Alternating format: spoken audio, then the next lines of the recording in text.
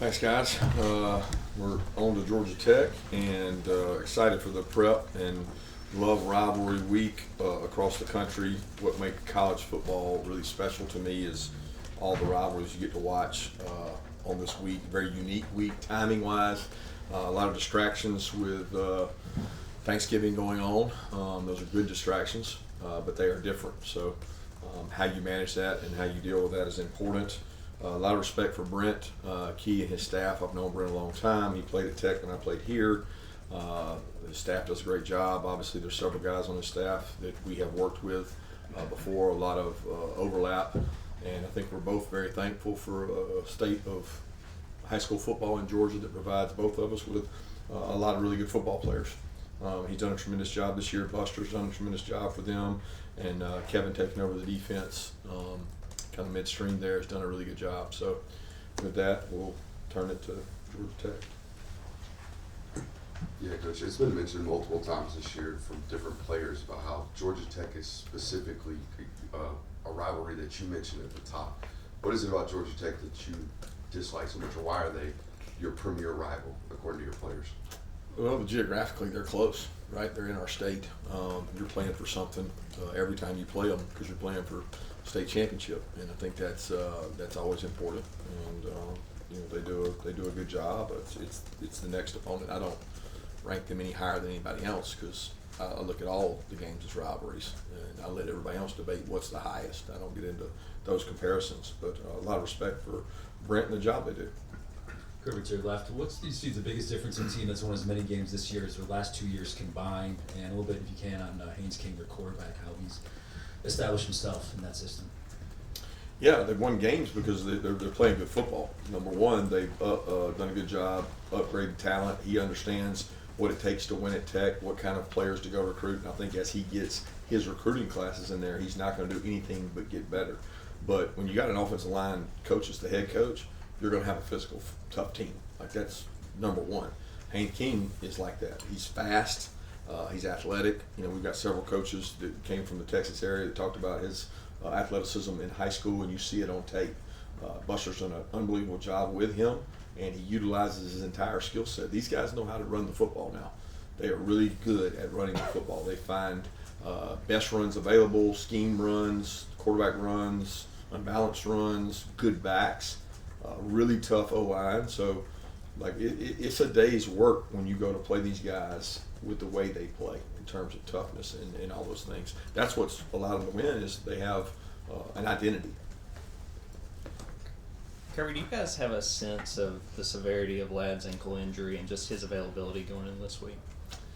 Yeah, he's got a tweaked ankle that he tweaked in the game here at home.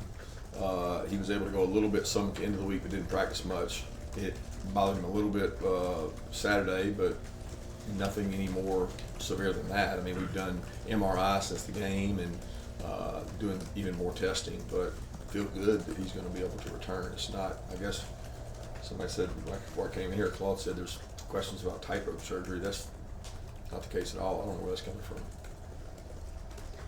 Coach, you talked about all the familiarity on their staff, obviously Buster and Kevin and a couple of players over there. I just wonder, what is the logistical issues with it? Are there logistical issues with that in terms of just, I don't know, maybe how you make checks, what you use for checks or signs or different things like that? Or is it more intangible than just knowing what it is you're trying to achieve in different situations?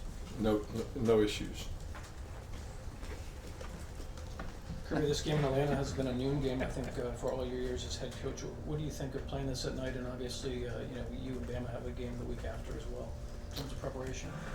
Not a lot of change in preparation. I mean, it's different because of the timing of our kids coming back from Thanksgiving, getting here, going over there. The Saturday will be different, but that's really the extent of it. Cooler night, but that's what we deal with all the time. Right? We've had a lot more night games this year than we've had in the past. Kirby, I know you got a lot of metrics to look at when you're gauging your team's health or energy level, and you mentioned last week a little. I don't know if you used the word tired. You may have.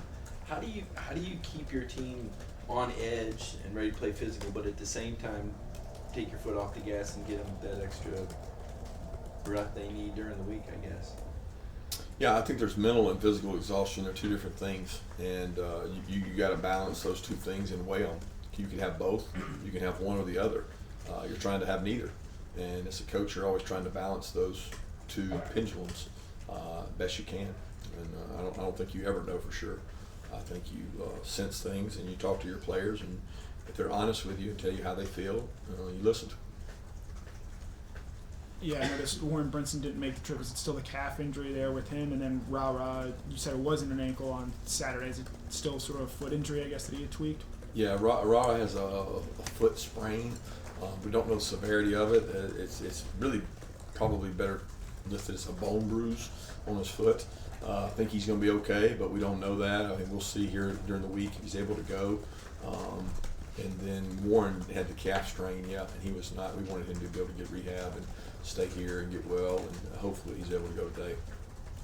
Hey Kirby, back in June, the longtime children's health care representative Shelton Stevens passed. You have some good memories about him, and then can you also talk about the presentation of the Governor's Cup and being on both sides of it? Yeah, I've never been on the Georgia Tech side of it. Or not getting it. Oh, okay. Yeah. I got you. Yeah. Shelton is a great man. I have a lot of respect for Shelton and what he's done. I think the immediate image I get when I think of Ochoa is Shelton Stevens. He embodies and embraces everything they stand for and did such great work for them for a long time. I mean, I've known Shelton for a long time. I didn't really know Shelton until I got to be a head coach. And one thing I'll say about him is he always did the duty that lies nearest. And that's the kind of person he was. Kirby, Georgia Tech's got one of the top scoring offenses in the ACC. Just what do they do that makes them so effective? Talked about it a little bit earlier. They have a quarterback that can run the ball, which gets you an extra hat in it. He's really fast and really athletic, who happens to throw the ball really well too, and he has speed on the perimeter. They've gone out and got some really good, fast receivers, some through the portal, some through the high school ranks, that are playing at a high level. They know what they're doing in the run game. They know how to attack you, where to attack you. They understand it, and they have good backs. So, I mean, it's the same questions you have against our offense. When you got people that know what they're doing, and they have good players doing it, they become really hard to stop, and they are really good offensively. We're through 11 games. Your team hasn't given up a punt return yard yet, not even listed. What goes into that, and have you ever had that in your career? No, never had that in the career. Never.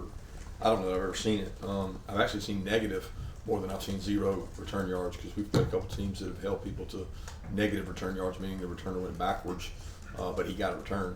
Ours has just been the fact that having given up a return is really a credit to the staff, the punt coaching staff, the punt players, and the punter, who has to match distance with hang, and you have to have elite coverage and gunners. And I don't think people give enough credit to Arian and Dom.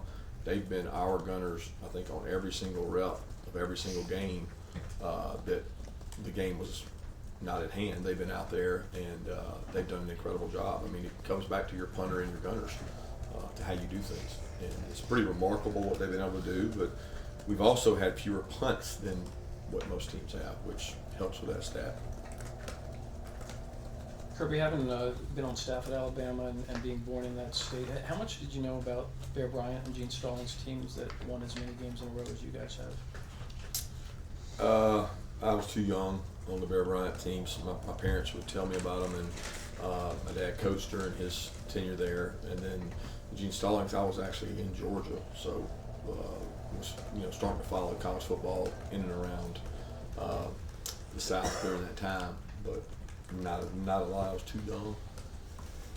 Hey Coach, you mentioned the challenges of Thanksgiving being this week. Does anything change in terms of practice or weight room or nutrition leading up to Thanksgiving or afterwards, because they're going to consume a lot of calories on Thursday?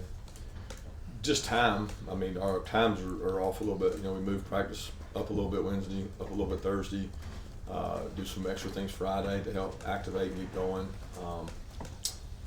Changing times, not changing routine, which, I mean, the changing times makes for a change in routine, but that's the biggest changes. Yeah, what's allowed Carson to be as consistent as he has been, especially over the sort of the second half of the season with what he's doing on a week-by-week basis? Protection, scheme, hard work on his part. That's probably it. Protection, scheme, hard work on his part, watching tape, and really good skill player play.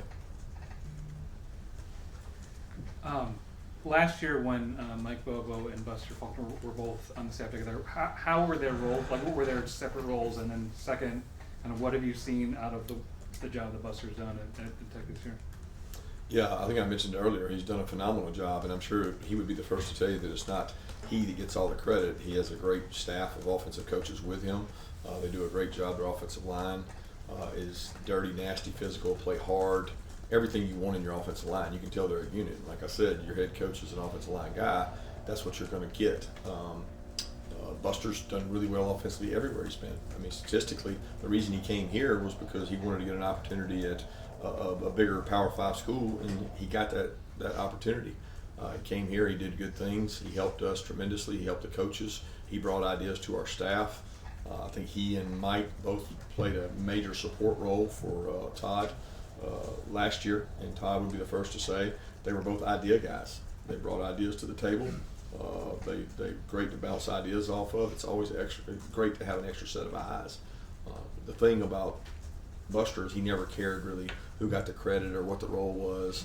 You know, he played a key part in helping Coach Monken with Stetson in terms of developing him. Kirby, what stood out to you about Don Blaylock while he was here, and just what's it been like seeing him have success since he's left? Yeah, selflessness. I mean, probably the number one thing that stands out. Toughness. He's such a great competitor. Don's one of those that he just never says anything. He doesn't complain. He doesn't moan. He goes to work every day. He made some really, really big critical plays for us over the years in terms of the stretch run, going back to his freshman year, touchdown catches, all the way to last year making plays. He's just very dependable, and you've seen the same thing there. They've got him returning punts and doing things offensively. You can see his value as a football player. Kirby, another difficult question. Now, when you have someone who was so involved with the offense like he's been for the past few years, does that cause y'all to, I don't necessarily change what you're doing, but does that give you other concerns that, hey, that you might know kind of, No. we might be doing that situation? There's this thing called tape, Yeah. and they watch it, and they see what you do. And there's no secrets. Yeah. Like, there's no secrets out there. They're not going to go out there and trick them and say, "Ooh, man, Buster knows when that double reverse pass throwback to Brock Bowers is coming." I mean, he doesn't know when that's coming. Yeah. And I think you waste a lot of time and energy thinking about that. I think it's great for you guys to write about. Sorry I didn't give you more juice on it. Kirby, how's Tate Rowledge, and how did you guys feel Micah played stepping in for more playing time? Michael's been playing. Michael's been playing a good bit. I thought he did a good job. Continues to work hard, get better, condition himself. Tate's good. Tate has a bone bruise. He banged knees like we thought.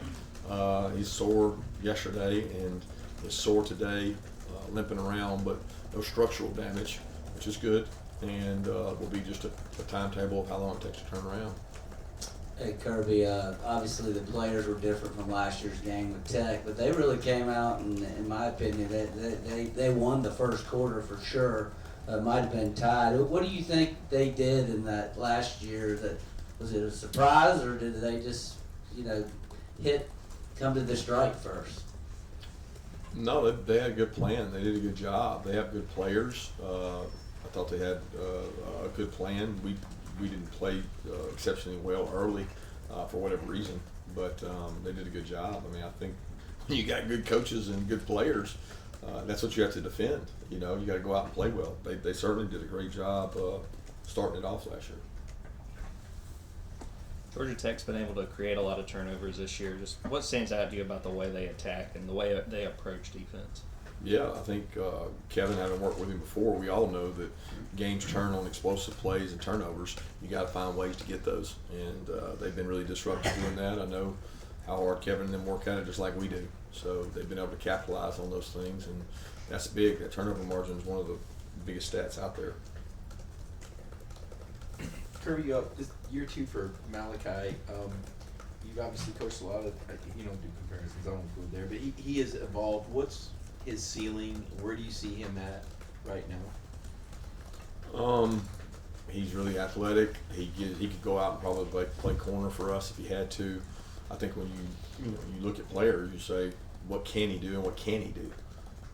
He can do a lot of things, and there's very little that he can't do. He's gotten tougher and more physical with his tackling. He's much more knowledgeable and confident in his abilities. He understands the check system. He gives us the luxury of being able to do, extra things that maybe people can't do. I mean, a lot of safeties can't really tackle well and play man. He gives us the ability to do both those things, and he's done nothing but get better in lead since getting here. Kirby, can you give us an update on Brock Bowers? We saw he's limping. You said on TV that you asked him, you said he was fine, but he looked like he was in pain. And do you have any updates on Dumas Johnson and Julian Humphrey? Yeah, both those guys are fighting to get back.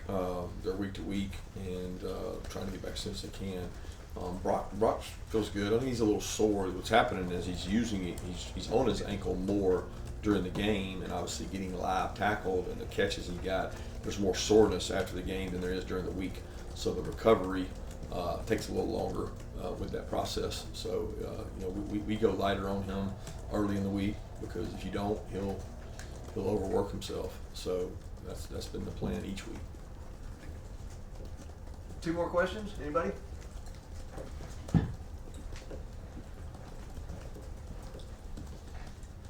I'm just curious. I know back in the day, you guys on your staff, you heard the basketball stories. Is there a way you guys get out your competitive juices as a staff now? Is there anything that you guys do together? In the season, no. I mean, the season, every hour is accounted for, and the hours that aren't, we want to be with our families. So it's not like, hey man, we're going to play basketball at lunchtime today. We just don't have time. The off season, there's a lot of things we do, and we get a lot more time. But I enjoy being with my family during my off time, and most of the coaches do that too. So unless you're doing something within the work hours, it's harder to do things just as a staff. We do it with our team a lot. All right, thank you. Do you have one more? Yeah, last one. Yeah, I was going to ask. I mean, there was a time you did the Player Olympic. Oh, sorry. There was the practical joke that you pulled when you had the coaches run against the players, and you played hard and stuff like that. That you guys still do with the players? Or? All season, yeah, we do stuff like that all the time. We have chipping contests, putting contest. We'll have a field goal contest. But in a work week, we're trying to use every minute we can towards work. So there's a time for fun and things like that, especially when you get a break in the action. But when you're on a week-to-week routine, it's harder to do some of those things.